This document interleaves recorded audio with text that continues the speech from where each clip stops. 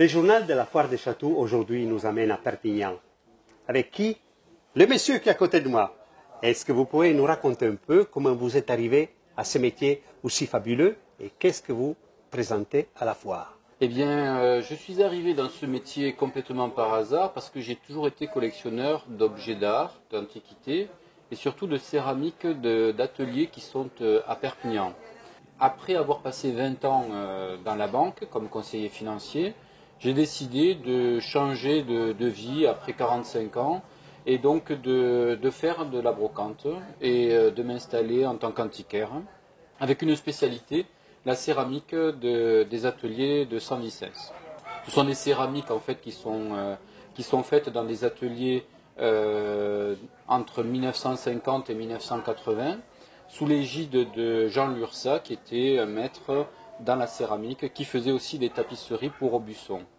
C'est un domaine assez particulier. Et comment vous êtes arrivé à trouver ces pièces? Parce que je les ai vues, elles sont quand même très intéressantes. Elles sont, on dirait du Miro, on dirait du Picasso, on dirait vraiment c'est cet art très, disons, hispanique, si tu veux. Oui. Alors, ces pièces-là sont détenues par des collectionneurs la plupart du temps ou des personnes qui visitaient les ateliers dans les années 50, 60.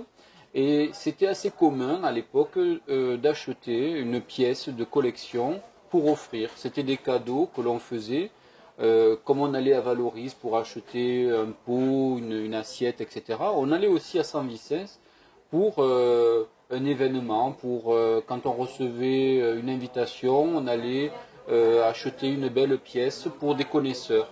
Et donc, les personnes aujourd'hui, bon, dans les successions, on retrouve des enfants qui ne sont pas toujours intéressés et qui peuvent proposer à la vente ce genre de pièces. Et mon métier, c'est d'aller trouver ces personnes pour pouvoir leur acheter et revendre donc les pièces qui m'intéressent. Et quel type de clientèle? Parce que tu m'as parlé que tu as une clientèle quand même très, très particulière. Très... C'est un domaine qui est très pointu. En fait, les artistes ont tous des, comme on dit aujourd'hui, des followers. Aujourd'hui, on trouve beaucoup de personnes qui sont intéressées par le maître de San Vicens, qui était Jean Lursa, qui est la plus grosse signature, parce qu'il y a eu des expositions, des catalogues, etc., qui ont valorisé son travail. Mais aussi, il y a des signatures un peu moins connues, comme Pierre Saint-Paul, Jacques Poussine, Gumersin Gomila, qui sont des céramistes qui ont travaillé dans cet atelier, mais qui ont aussi leur collectionneur. À titre personnel, par exemple, je suis collectionneur d'un céramiste qui travaillait donc dans ces années-là, 50-70, et qui s'appelle Gumersin Gomila. C'était un Minorquin qui était venu à Perpignan s'installer dans les années 30-40, et rapidement, il a trouvé ses marques dans l'atelier de San Vicens, et son univers, c'est les fonds marins, et j'aime beaucoup cette céramique-là. Donc justement, on va en profiter pour aller sur son stand pour découvrir ces céramiques. A tout de suite. Alors, l'artiste en particulier, donc le maître de San Vicens, Jean Lursa. Jean Lursa, ok. Jean Lursa, lui, il a régné sur San Vicens pendant 25 ans, et donc il a dirigé l'atelier. C'est sur sa gouverne que d'autres céramistes ont travaillé à San Vicens, comme Jacques Poussine, Joé Patroland, puis Jean Picard Ledoux. Donc là, on est sur le chef de San Vicens. Oui, ça c'est vraiment très... Ça nous rappelle des artistes qu'on connaît. On est pas loin de Cocteau, Picasso. Oui, voilà, donc c'est une continuité graphique. C'est ça, complètement. Oui. Alors donc, la céramique de Jean Lursa, c'est une céramique qui est produite à partir de carton, c'est-à-dire que les modèles sont faits par l'artiste, et ensuite il y a des éditions. Donc par exemple, ce pot a été fait en 88 exemplaires, en 100 exemplaires, et là il s'agit du numéro 88. Voilà. Donc, oui, pour cette pièce. C'est une pièce fait main, c'est pas une usine. C'est ça. C'est un artiste qui fait tout de ses mains. Et Jean Lursa, qui était aussi tapissier pour Aubusson, faisait des motifs qui étaient ensuite traduits en tapisserie. Donc il exposait les tapisseries à Aubusson Donc c'était son métier de base. Et ensuite, avec les ateliers de Saint-Vicence, il a développé la céramique, aux côtés aussi de Jean Picard Ledoux, et donc de tous ces artistes aussi sur l'atelier. Quel est l'artiste gardiste? Alors, il s'agit d'un Anglais qui s'appelle Joe Roland. Joe et Pat Roland sont des céramistes qui ont travaillé à Saint-Vicence.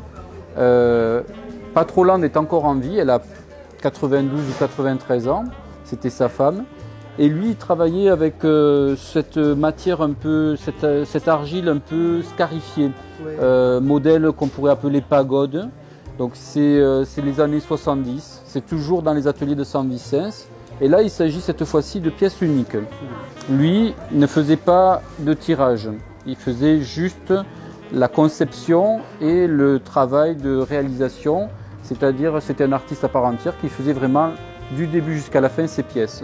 Là, chez Jean Picard Ledoux, Jean Lursa, il faisait le dessin qui après était repris par d'autres artistes qui faisaient les multiples, qu'on appelle les multiples. Là, c'est des pièces uniques. Parce qu'il y a déjà un côté beaucoup plus, à la limite, plus rustique, si tu veux, moins brillant, mais aussi très, très riche.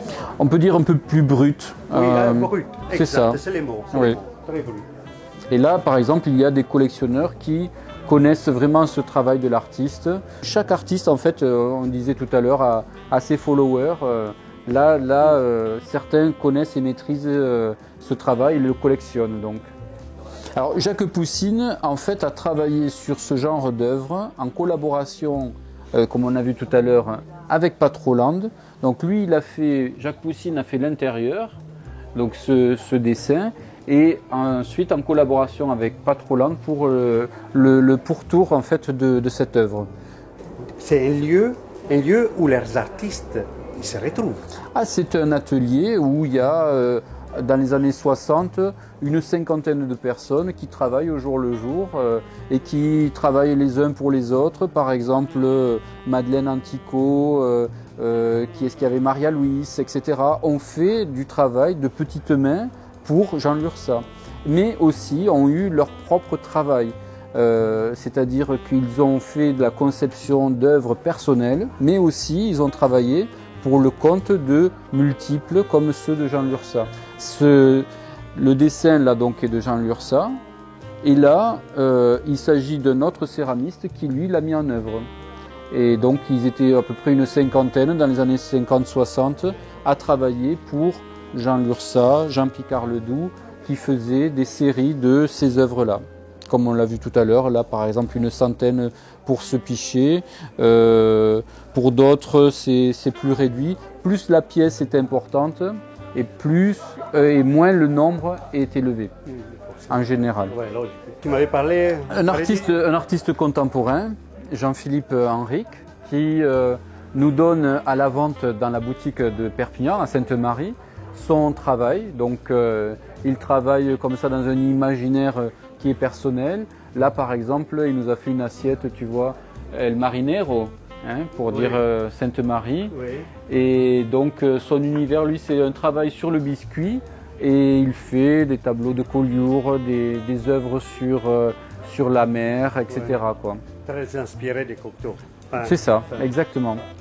Bon, on va retourner sur notre plateau. Je suis vraiment ravi. J'ai eu les yeux pleins de couleurs. J'ai presque envie de les acheter, ces céramiques. Le seul problème, c'est que Eric, il ne veut pas me les vendre. Hein, parce que je ne suis pas un bon client. Non, par les plaisanteries.